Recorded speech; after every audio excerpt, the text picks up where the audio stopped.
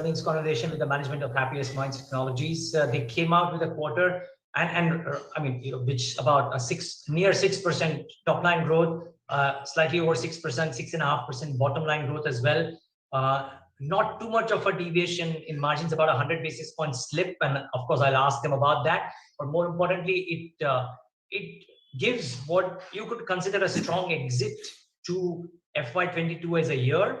And the questions to the management would be, how does what seems to be a challenging environment in FY23 and beyond, how is it that they are looking to navigate through it?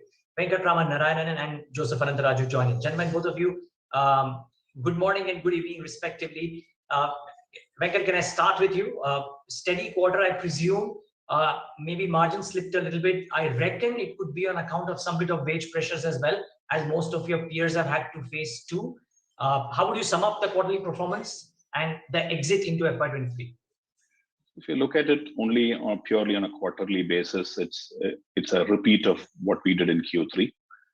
On the margin, we touched about 26.3%, and revenue growth numbers are also very similar. That the slight reduction in margins on a year-over-year basis was expected. Like you pointed out, it's got implications on account of wage increase. So we have had 2 cycles of increase during the year. So that's something that we had to take during the course of the year. But at the same time, we have got rate revisions. We had a benign exchange rate versus the Indian rupee versus the dollar. Utilization has remained consistent. The geography mix has been moving pretty well. And the technologies that we target get you differential rates. So I have been now trying to do margin forecasting for some time. I've been talking about a sustainable margin of 22 to 24%. Very mildly to put, I've had egg on my face. Happy to have that right now because we have had 26% and we have delivered on that.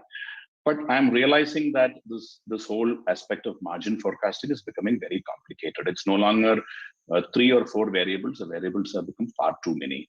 To that extent, I would like to be always proved wrong. But the impact of wage inflation, it's just not in India. We are seeing wage inflation in UK and the US. So those were geographies where you took things for granted at some point in time, saying, hey, you know what, wage increases happen only at about 2%. Suddenly you're talking about 7% in the US, 6-7% in UK, unheard of numbers. So you go back to the customers and you talk about rate changes.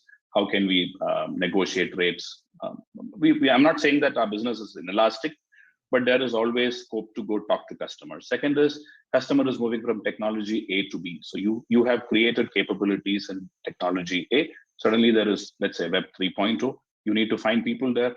And when you're looking at a new technology, the asks are completely different.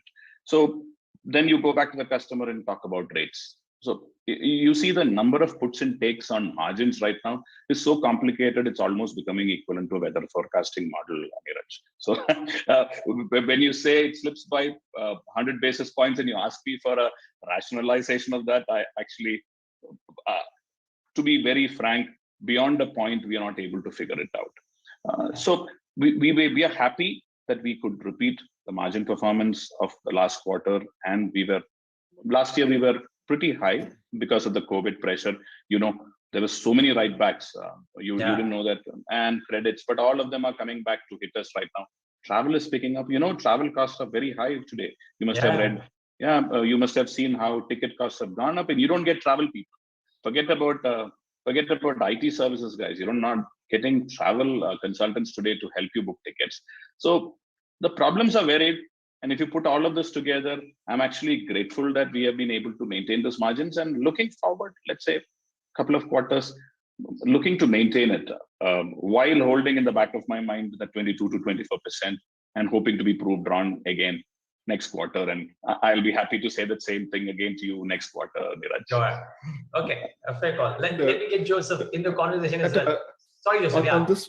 On this point, I think the guiding principle at a high level is that we'll continue to maintain the financial rectitude that we've demonstrated so far, taking a close look at how we spend, what we spend. At the same time, as Venkat pointed out, there are new areas coming up. There are new skills, new vertical specific skills or technology skills that you need to build up. And that will help us in our medium to long-term growth. So we don't want to compromise on that either. So we're going to make sure that we invest in what will give us growth, while keeping a close watch on expenses and trying to keep them at moderate levels. Okay, and I have a question on this as a follow-up too. But let me first get you in, Joseph, on how are customers responding to price increases conversations? Simply because I'm guessing it's not just you. They go to any IT vendor, and IT service is now an integral part. I know you guys were kind enough to say that it's an elastic demand and not necessarily inelastic. I would go far to say that it's probably inelastic. But how are customers responding to pricing conversations? Are you upping pricing starting this quarter? Yeah. So we started discussions, I would say, in our Q3, Q4 of our customers. And most customers have been, they understand where we're coming from, because everybody sees the inflation numbers. You look at US, the inflation is, the last 2 quarters, anywhere between 5 to 7%, 7.5%, depending on how you define inflation. India, it's probably in the same range. And they also realize that within the IT segment in India, the inflation numbers don't really speak or paint the larger picture, right? Because the salary increments are much higher, the demand is much higher. Either they have captive centers here, or they have enough exposure to the Indian market to understand that. So when you have that conversation, most of them are they're empathetic and they understand. And I think there are 2 factors. One is you have to time the budget cycle. Some of them have budget cycles that are either July to June, or October to or even November, if you look at one of the large company in the networking space. So there you run into a little bit of an issue because they've already budgeted, but otherwise they've been open. The other thing is where they're a little constrained on budgets and they're trying to make it work out over a period of time, saying, hey, I'll give you X% now, and the remaining we'll do 6 months or 9 months later. But by and large, customers have been open and empathetic, because they themselves are experiencing a similar trend, right, from their employees and as you said, from other partners that they're working with. Got it. Venkat, if I may, and I'll come to deal wins with Joseph after this, but just one quick follow-up to your answer, Venkat, and which is, so you have the lever of higher pricing, and at the same time, you have the issues of, one, this whole conversation to and fro and the kind of effort that it takes, the uptick in wage costs, because you have to pay the employees because everybody else is doing the same, and I'm guessing attrition rates would be high even right now. In fact, now I've heard most companies say that they're not trying to predict when the attrition rates will come down. They're saying, let's play it as it goes. So you have a pressure of attrition rates as well. At the same time, other expenses like travel, etc., are coming up as well. So you have 3 or 4 very high cost pressures and maybe one lever in pricing. Does it kind of take care of the cost pressures or could near term have some issues around that? Near term, you could have issues, but an exchange rate, you missed a little bit. The joker in the pack is the exchange rate.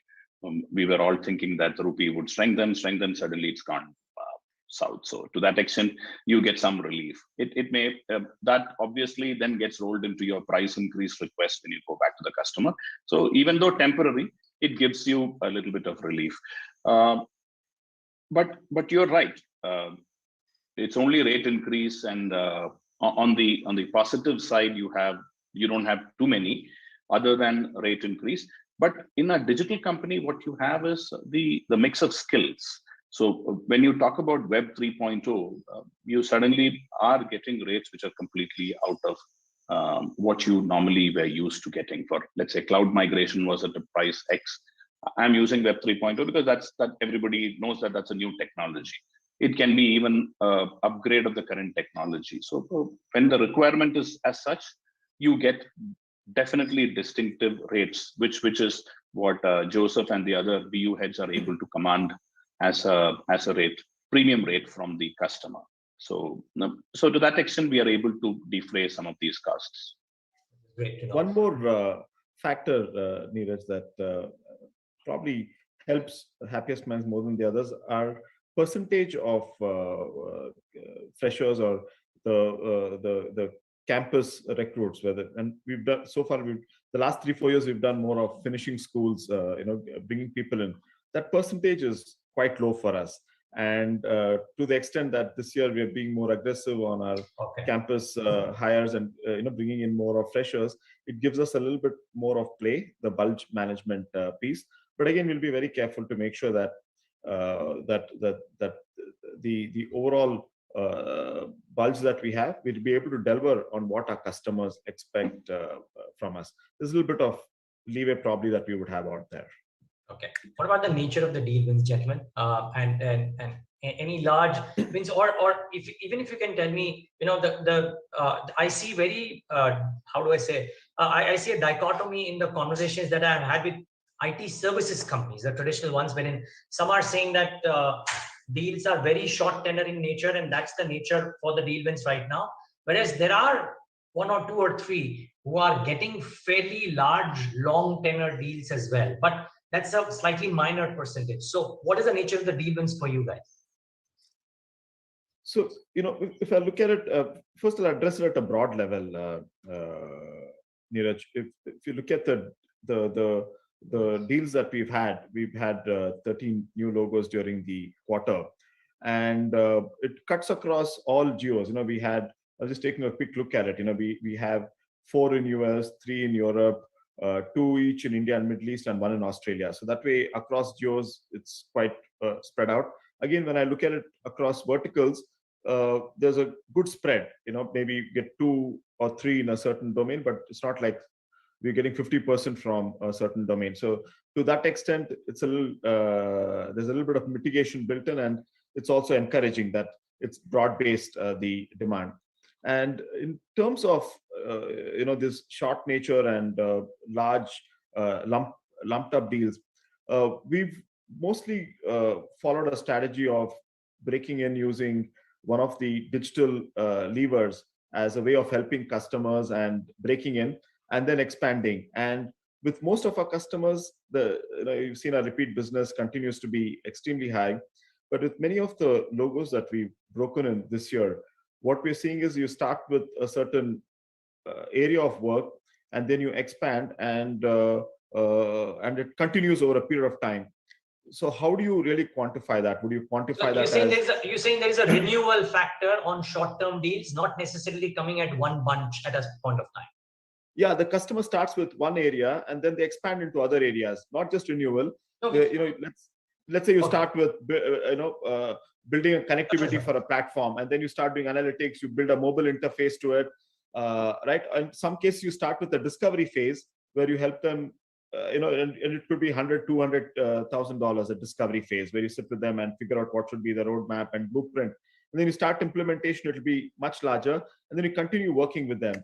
And therefore, quite a few of our customers that we signed this year, they're already at $1 million run rate for us. And that's why you see the number of $1 million customers year over year has increased by 9. So in that terms, right, it's not your classical definition of total deal size and saying it's small, large, but it's encouraging that, again, that you have so many $1 million customers and that they are continuing your repeat customers, repeat business at a high level.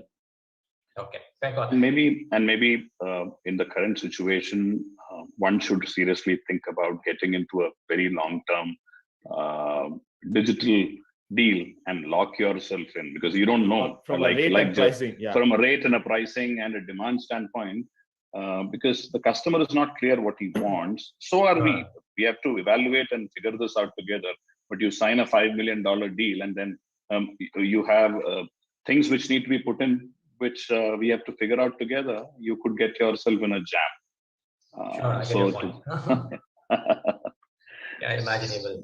Okay. So it cuts both ways. It can, yes, most indeed. So then, Venkat, final word really. How do you expect FY23 to be in light of the fact that the bases are obviously higher, and the macro at the margin is worsened, and that is true for most geographies, if not all. So in light of that, is it a predictable FY23, and would you continue with the growth rate? Would you improve it? Because traditionally you underpromise and overdeliver. So let's set that record straight as well. How are you going about predicting FY23? So one is on the revenue growth. We don't give a guidance, but we have given a midterm to long term, saying that we'll do 20% organic growth for the next 5 years. And if you run the numbers, that it's by itself is an aggressive number. We have set ourselves a big base this year by doing a 42% year-over-year growth, and that meant adding 1,000 people at a net add level, and at a gross level, that's about 3,000 people. I would be happy if I did a repeat of that. If we could do a repeat of that, and we could do a growth which is similar to this in terms of top line. On the margins front, I think we have beaten it to death. I would still hold on to 22 to 24% in terms of. Nobody you've given me that answer. That's okay. Okay, I get your point. No, but 42 would obviously be impressive. My question is, in a scenario like this, forget 42, but do you reckon that growth numbers could be maybe not even comparable to FY22, but can it be, organic growth? Do you reckon can be higher than the averages that you set for yourself? Because most companies have brought down their growth estimates compared to FY22. Correct. Absolute growth was 333 crores, Neeraj. A huge number for a company in its 10th year of existence. FY23, I know I would like to do a similar number, Joseph. In percentage terms, that obviously does get tuned a little bit, but in absolute terms, 333 to 350 crores. If I'm able to do that, I would be very happy. I would be happy. Great. Okay, gentlemen, I've done about 18 minutes with you, so won't take more time of yours. Thank you so much, and all the best for a robust FY23. Thank you very much, Neeraj. Thanks a lot, Have a good day. Thank you. Thank you. You too. Thanks for tuning in. Bye-bye. Bye-bye.